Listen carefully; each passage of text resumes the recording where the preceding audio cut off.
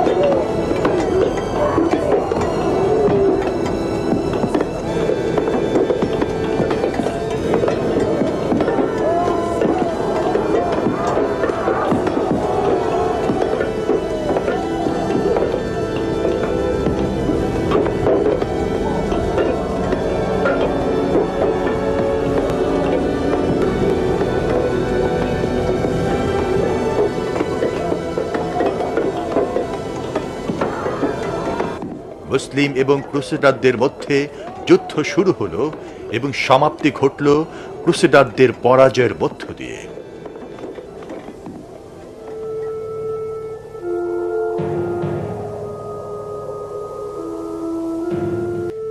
এই যুদ্ধের পর সুলতান মুরাদ 1451 সালে তার মৃত্যুর পূর্ব পর্যন্ত ক্রুসেডারদের বিরুদ্ধে বিজয় অব্যাহত রাখলেন। এই সময়ের মধ্যে সুলতান মাহমুদ একজন কর্মঠ, বলবান, বুদ্ধিমান, পূর্ণাঙ্গ যুবকে পরিণত হলেন। তখন তার কাছে দ্বিতীয়বারের মতো সিংহাসন ছেড়ে দিয়ে সুলতান মুরাদ আবার বিশ্রামে চলে গেলেন।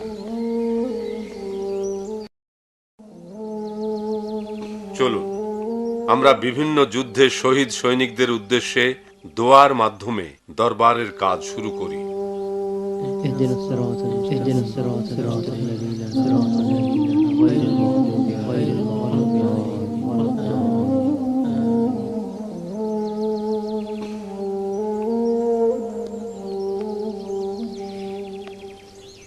বন্ধুগণ, দীর্ঘদিন যাবৎ আপনারা আমার পিতার সুযোগ্য সহকারী হিসেবে কাজ করে আসছেন।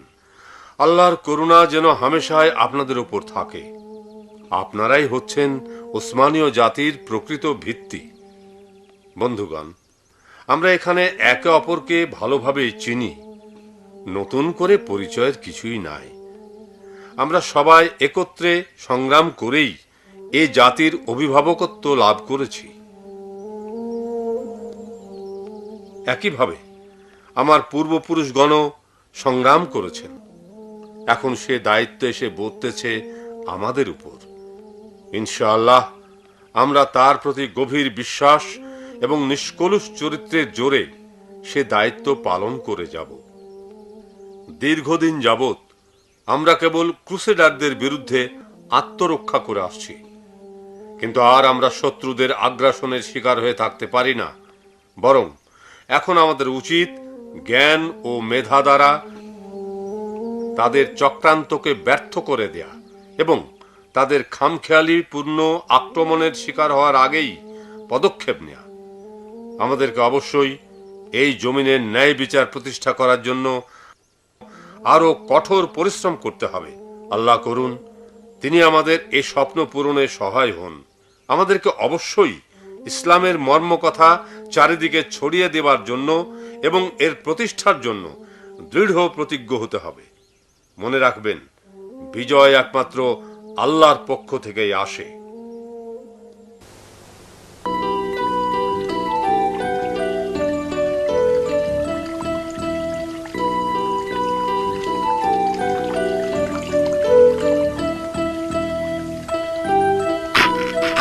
আমায় মার্জনা করুন জনাব, আমি আপনার নখ কাটছিলাম। কোথাকার! ওহ, তুমি আমার আঙ্গুলটাকে ভোঁতা করে দিয়েছো। না জনাব, এখন আপনার ভেতরে প্রবেশের অনুমতি নেই। শুভেচ্ছা সম্রাট, শুভেচ্ছা। অ্যালেক্সি, তোমার স্পর্ধা তো কম নয়। আমার অনুমতি ব্যতীত তুমি আমার কক্ষে প্রবেশ করেছো কোন সাহসে? আমি আপনার জন্য সংবাদ নিয়ে এসেছি জনাব। কি কোনো দুঃসংবাদ? আপনি কি আমার মুখের দিকে তাকিয়ে কিছু অনুমান করতে পারছেন না? তার মানে তুমি আমার জন্য অত্যন্ত আনন্দের সংবাদ নিয়ে এসেছো। বলে ফেলো। সেই বৃদ্ধ নেকড়েটি মৃত্যুবরণ করেছে। আহা, কি চমৎকার, কি সুখের সংবাদ। কোন নেকড়ে? আমি বলতে চাচ্ছি সুলতান মুরাদ। সে তো যথেষ্ট বৃদ্ধ হয়ে গিয়েছিল।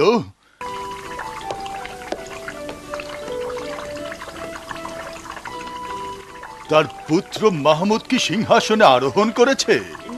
জি জনাব, করেছে। সে সম্ভবত এখন আর কচি খোকা নয়। তুমি যদি আমাকে ওর মৃত্যু সংবাদ এনে দিতে, তাহলে আমার আনন্দ আরো বহু গুণ বেড়ে যেত। মুরাদ তো এমনিতে বৃদ্ধ আর দুর্বল হয়ে পড়েছিল। আমার বিশ্বাস যে মাহমুদ এখন তাই করবে যা ঠিক এই বয়সে তার পিতা করেছিল। কিন্তু মাহমুদও তার বাহিনী নিয়ে পরাজিত হয়ে ফিরে যাবে। এই বয়সে সুলতান মুরাদ কি করেছিল? সে 50 দিন যাবৎ কনস্টান্টিনোপল অবরোধ করে রেখেছিল। আপনি স্বস্তি নিতে পারেন, মুরাদ এখন মৃত, আর মাহমুদ সে তো অনভিজ্ঞ। বোধহয় সত্য বলেছ।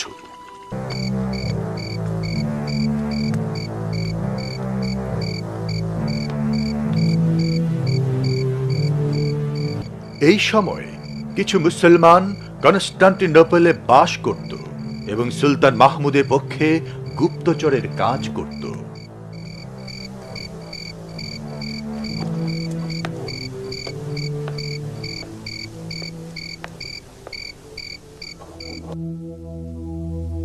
আসসালামু আলাইকুম।